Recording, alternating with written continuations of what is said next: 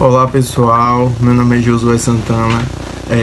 Vou estar aqui apresentando sobre união estável juntamente com Natália, Stephanie, Reinaldo e Dilma, certo? Primeiro eu quero trazer o conceito de união estável aqui, que significa quando duas pessoas querem se unir, ficar juntas, certo? E comprovar assim que elas estão juntas, elas podem estar fazendo assim a união estável, sendo representada de forma pública. Sendo assim, o objetivo da união estável é construir família, tendo sua forma contínua e duradoura. No passado, vocês já devem ter visto isso, mas não eram chamado a união duradoura e contínua de união estável, e sim de concubinato, certo? Ou seja, era quando o casal estavam juntos, certo? Só que não estavam casados oficialmente no cartório, estavam só apenas juntos. Então, são direitos adquiridos às pessoas que estão em união estável, a pensão por morte, a divisão de bens, certo? Após a dissolução da união estável, ela tem sim direito a metade dos bens, certo? De acordo à justiça, decrete tudo certinho e tal. E com isso, vamos trazer casos concretos onde podemos ver estas situações, certo? Bom, muitos perguntam se a união estável e o casamento são iguais em relação ao direito. E sim, o STF equiparou a união estável e o casamento em efeitos sucessórios. Caso o falecido não tenha deixado descendentes e ascendentes, a herança é deixada para a companheira total da herança, conforme o artigo 1838 do Código Civil. Bom, na união estável são aplicados alguns regimes. Um deles é o regime parcial de bens. Nesse regime, os bens adquiridos pelo casal após o casamento são comuns entre eles, e após a separação, é dividido igualmente entre os dois, não importa quem contribuiu para a aquisição do bem. Comunhão universal de bens. Nesse regime, os bens adquiridos pelo casal anterior e posterior ao casamento, caso haja separação futura, esses bens são divididos igualmente entre ambos. Ou seja, se o companheiro ele adquiriu um imóvel antes de casar com a companheira, quando haver o pacto da separação, esse imóvel tem que ser dividido 50% para ele e 50% para ela.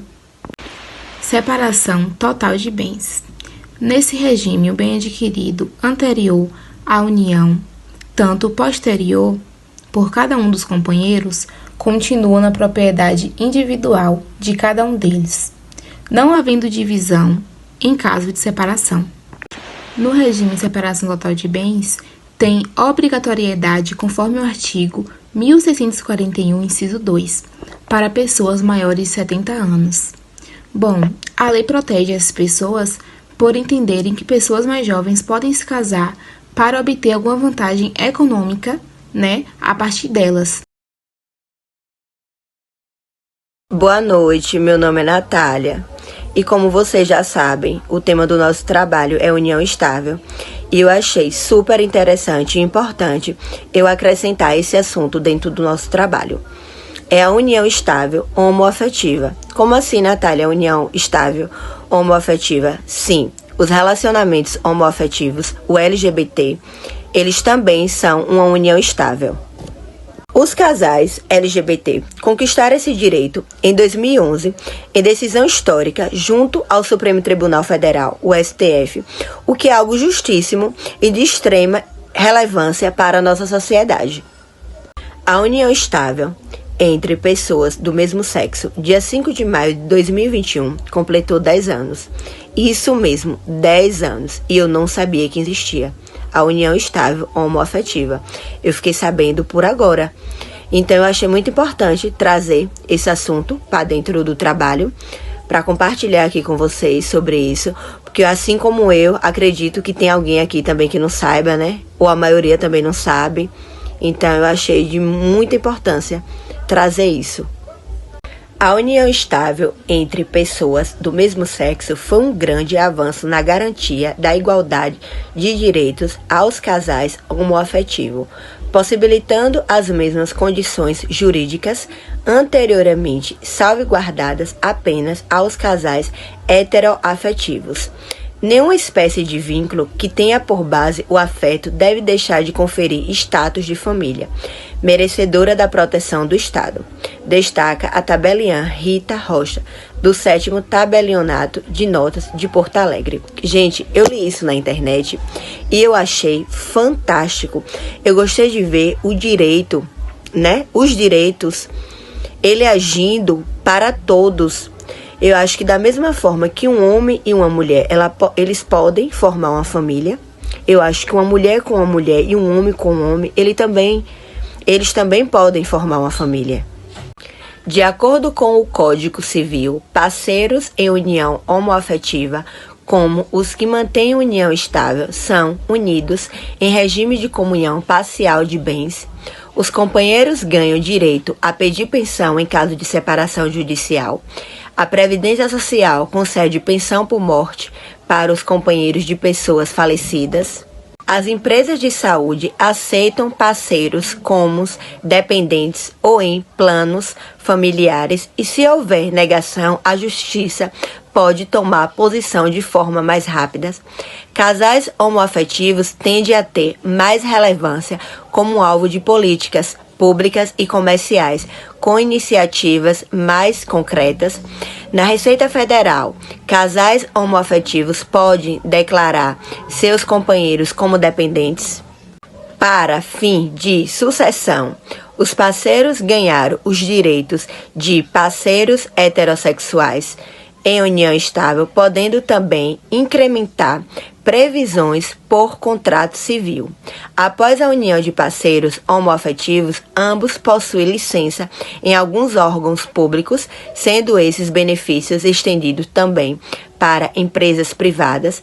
A adoção de filhos por parceiros homoafetivos torna-se mais facilitada, muito embora haja privilégio para casais heterossexuais. Esses são os direitos, uns dos direitos que os casais homoafetivos têm. A relação homoafetiva, antes considerada apenas um regime de sociedade no Código Civil, hoje possui uma interpretação maior, considerando o casal como uma união estável, com direitos equivalentes aos de um casal heterossexual. A união estável prevista na Constituição Federal, no artigo 226 e no Código Civil, no artigo 1723, considerada casais homoafetivos como entidade familiar, sendo também regida pelo direito de família, a nova interpretação garante, portanto, aos casais homossexuais todos os direitos inerentes aos casais heterossexuais, considerando a união dentro dos padrões regidos pelo Código Civil.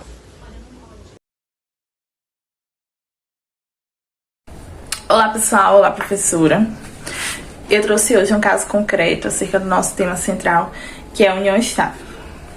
Trouxe um caso do Tribunal de Justiça do Distrito Federal, em que ele flexibiliza um dos requisitos para a união estável a um casal.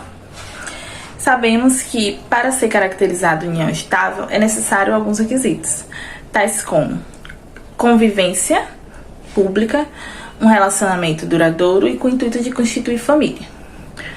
No entanto, o que foi flexibilizado foi o requisito convivência pública a um casal homoafetivo.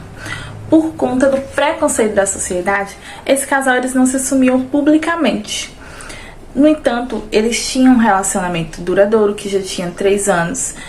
Eles tinham o objetivo de constituir família, tinham um relacionamento fiel, em que os dois não apenas dividiam contas, mas compraram bens juntos, eles eram uma família, como qualquer outra. Mas faltava então o requisito convivência pública. A fim de reconhecer a união estável, eles foram ao tribunal e o tribunal entendeu, no primeiro grau, e que sim, que eles tinham a união estável. Após a morte do companheiro, os pais recorreram da decisão, alegando que eles não tinham união estável, que eles apenas viviam juntos e dividiam contas, e que faltava o requisito da publicidade para que seja considerado união estável. Os desembargadores, então, ao analisar o recurso, não reconheceram a união estável, sim. Reconheceram a união estável, sim, dando os direitos para o companheiro que ficou. Esse caso concreto nos deixa bastante reflexão, né? Que a gente sabe que o nosso país, a sociedade no geral, ela tem ainda muito preconceito com casais homoafetivos. E a gente sabe que ainda tem muitas pessoas que eles ainda vivem sem ter convivência pública por medo do preconceito. E não é justo que um casal tenha um tratamento diferenciado de um casal hétero, não tenha os mesmos direitos. Fica aí esse caso para reflexão de vocês.